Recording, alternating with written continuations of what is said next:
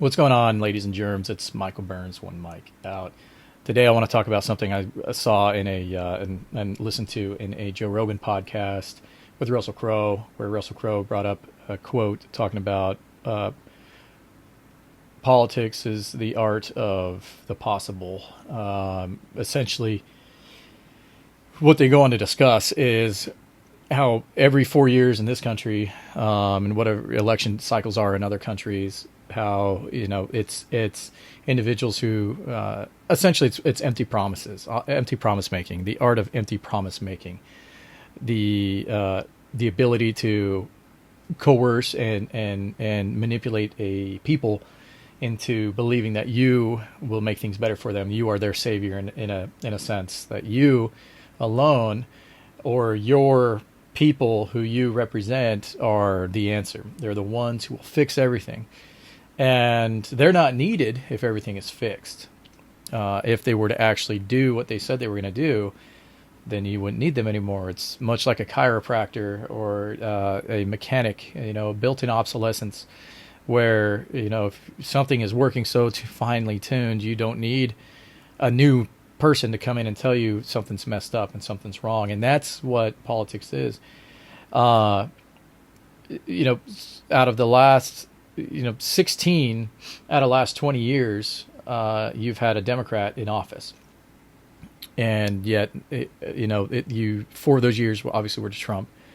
And you have all these problems now, that going on, and they're trying to pass the blame to Republicans and the Trump and whatnot. And again, I have to remind everybody, I am not a registered Republican.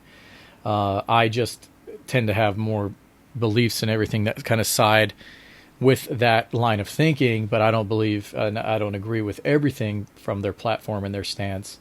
I disagree with a lot of them quite often. So it's not biased the way that I am thinking about all of this. It's how you overtly can look with your Mark one eyeball and look at the world right now and look at the country mainly and tell that there's stuff that's off. And the left will say, well, if you guys would just shut up about it and just let this happen, let this infestation happen of this new thought process of this is the new norm. You're thinking of yesteryear. This is what needs to be. We've always gone through these different transitions throughout time and throughout this country, which is true. But there have been core values and core beliefs that have remained the same, and those don't change, and they haven't changed. Which is, we don't have a country if we don't have good family values, because then people don't want it. They don't care about procreating. They don't care about the upbringing of their offspring and raising good human beings. Predominantly and primarily. But then, good human beings end up being good citizens, and they end up being good, social servants and things like that. They end up doing better and good things for our society that we live in. And the other side is against that, and openly has said that they're against it, because anything that represents the nuclear family and common core America, what it's always been. And some will argue that we weren't built on a Christian, we weren't a Christian country, the Constitution, this and that.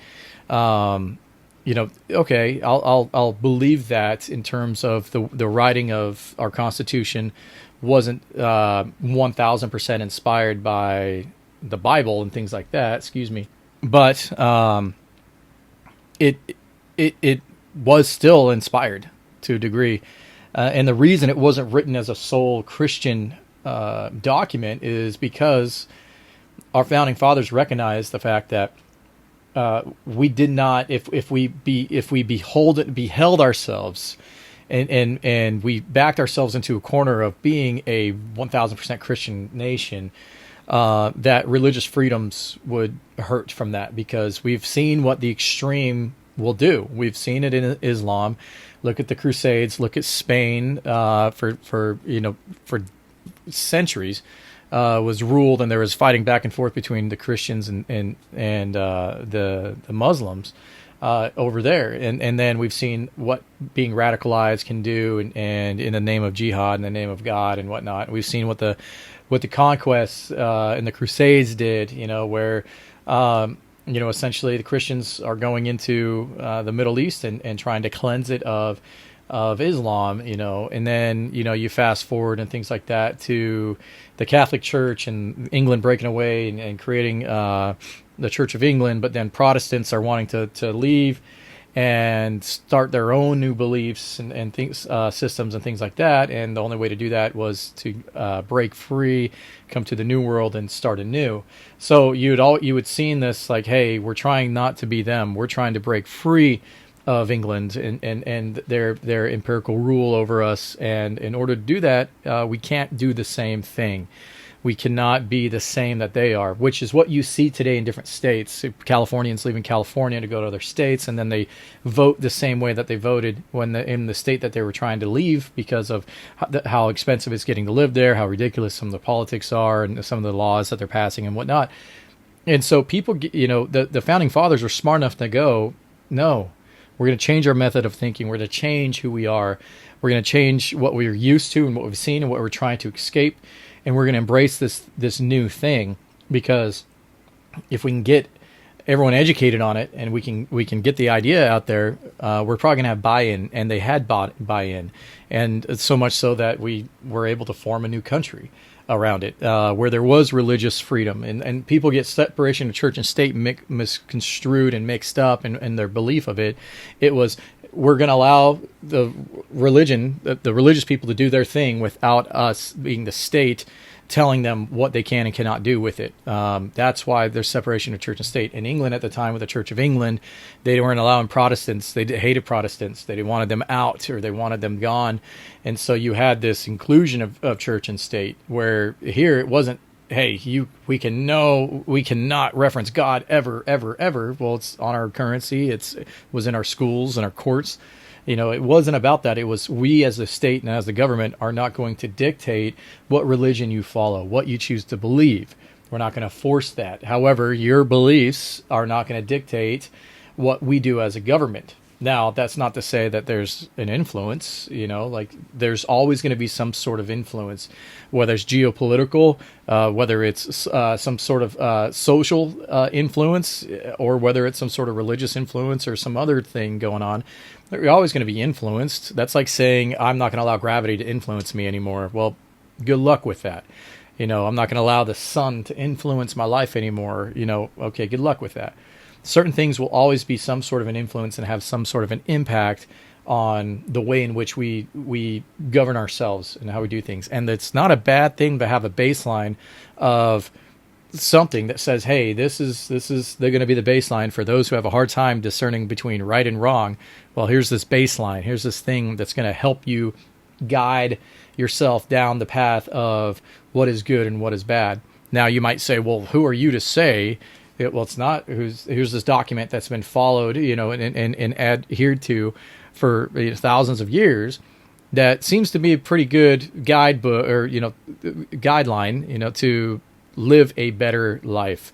Who cares about if it's Quasar, or if it's this, the frickin', the god of the Twitter people, or whatever the hell, whoever it is. If it's something in your life that's having you, helping you to live a better life, to respect and love your neighbor and to love yourself, then everything else is going to fall into place. If you do that.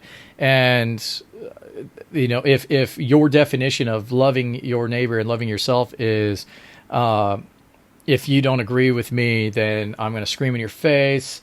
If you don't agree with me, I'm going to try and, irrational people who are unable to critically think oftentimes turn to some sort of verbal violence. I say verbal violence, but some sort of, they lose all credibility in the moment they start using expletives and things like that. They're trying to demean, degrade the person that they're disagreeing with, instead of using some sort of logic and facts and whatnot. Man, my brain is going all over the place with it. But what you see with the left today is something that's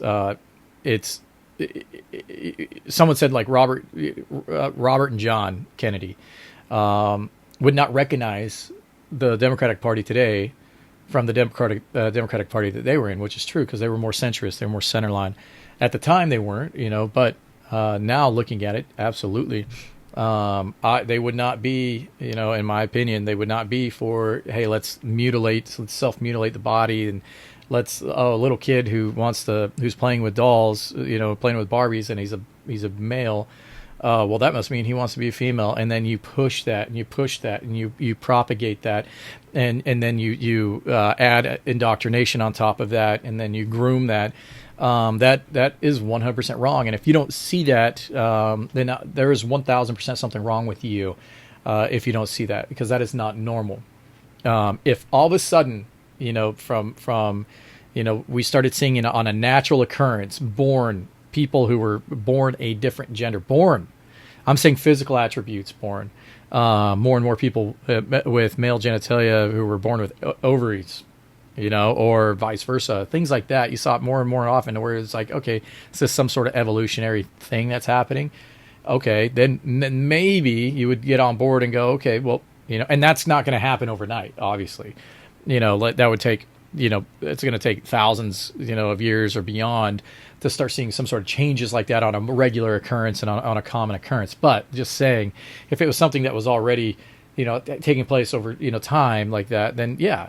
But right now, it's you. Ever since the advent and the introduction of social media, and then the introduction of companies being able to manipulate and advertise, and that's how advertising always works, is we're trying to get you to buy our product, or we're trying to get you to buy into our scheme or our agenda, our narrative.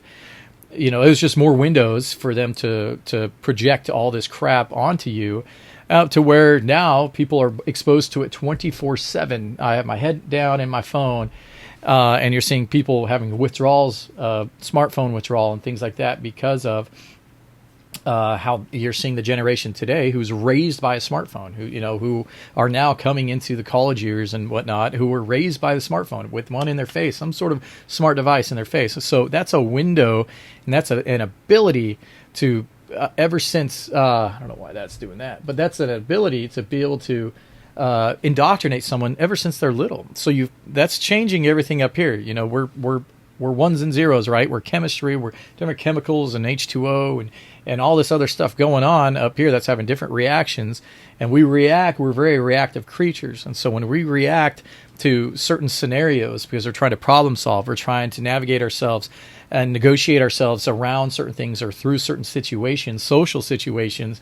And when something is just in my face all day long, just much like if you look at a group of people who is like a religious group of people, who were raised a certain way within that group and then had very little exposure to the outside area. And I'll use the LDS Church, a lot of Utah LDS, who were born and raised in that prior to the internet and all that kind of stuff being so popular.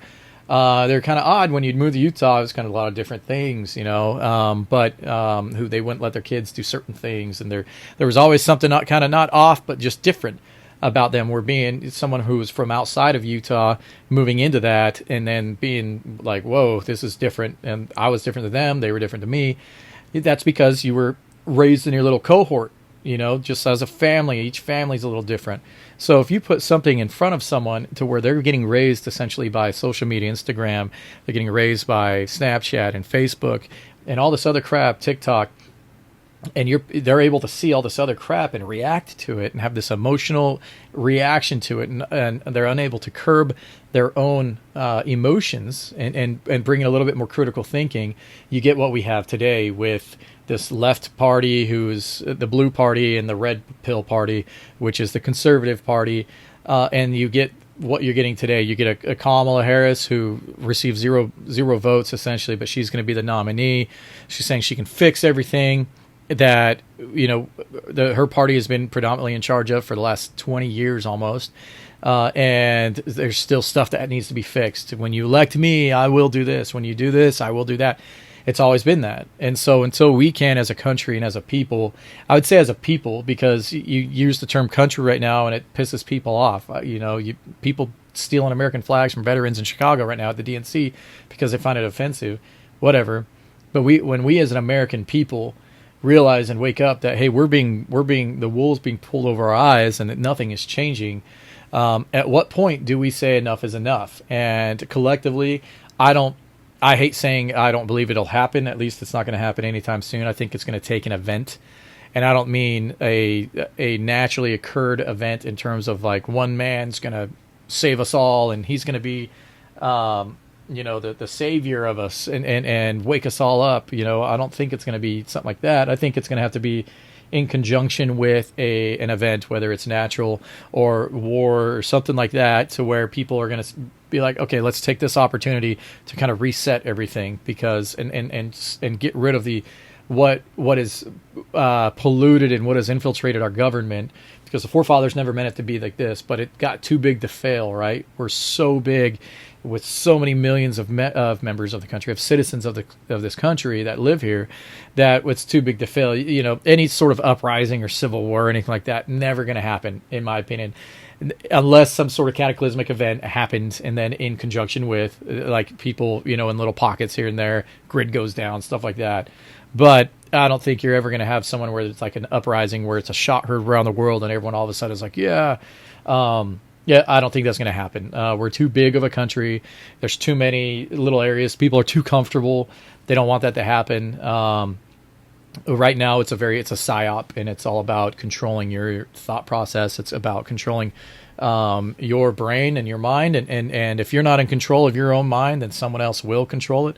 So it's just something to think about. Excuse me. But, the only thing that's going to win, which is what they know, is controlling your mind and controlling what you think and what you cerebrally ingest into your brain. And if I can get you at a young age to buy into this agenda, then man, that's an investment that's going to pay you dividends for years and years. And so the younger you can get them, the better. So people, it's going to have to be this great awakening of people going, okay, now I'm going to shut this out. I'm going to turn this off.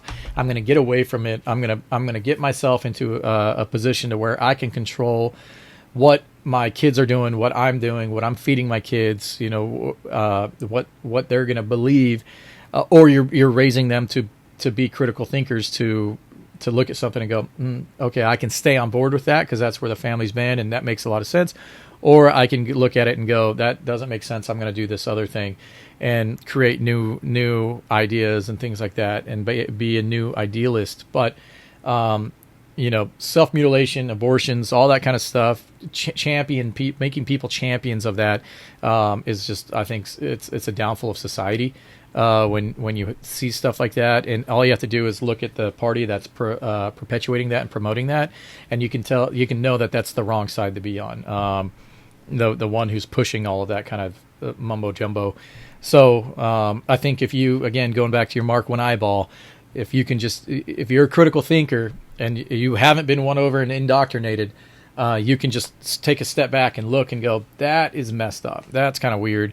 And then you look at all the people who are lining up to back that, who have flip-flopped to that line of thinking, and you could go, that's the party I've been voting for this whole time. That's who. I mean, these people haven't done anything. They just want your vote. They just want to be in office so they can make their money.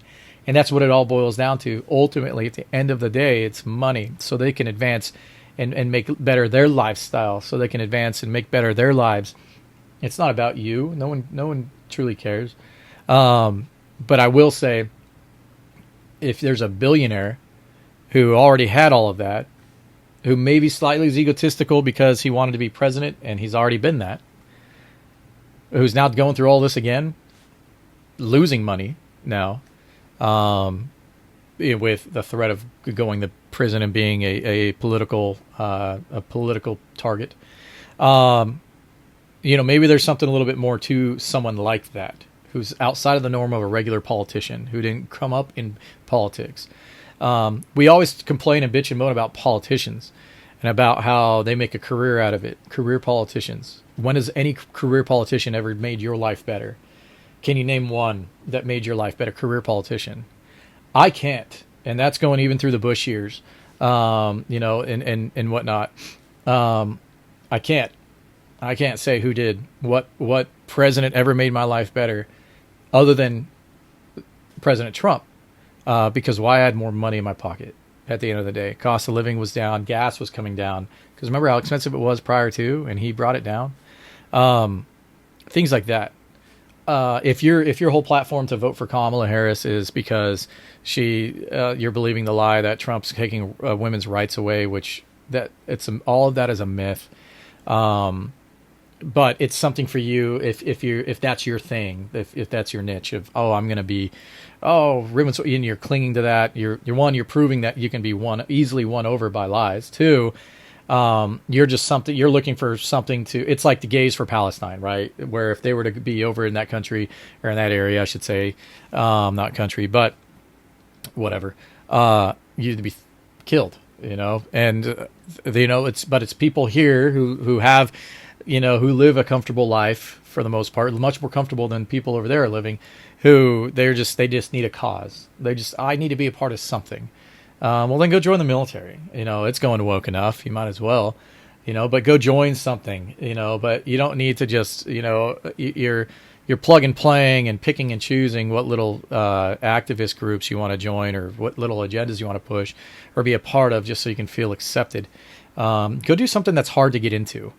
And then that way you'll get some sort of fulfillment back out of it. But when it's these fat, purple-haired, piercings everywhere, eyeball tattooed people who are like, I'm a champion for this rights or that rights or whatever. No, you're not. You're just fat, and you're just lazy. You don't want to go do the hard thing, and be a part of something that where you can, at the end of the day, sit down and go, damn, that was difficult to get into. I'm a part of this club. I'm a part of this group that I actually had to earn my way to get into it. I didn't just one day wake up and something pissed me off on Twitter, so I'm now an advocate for whatever.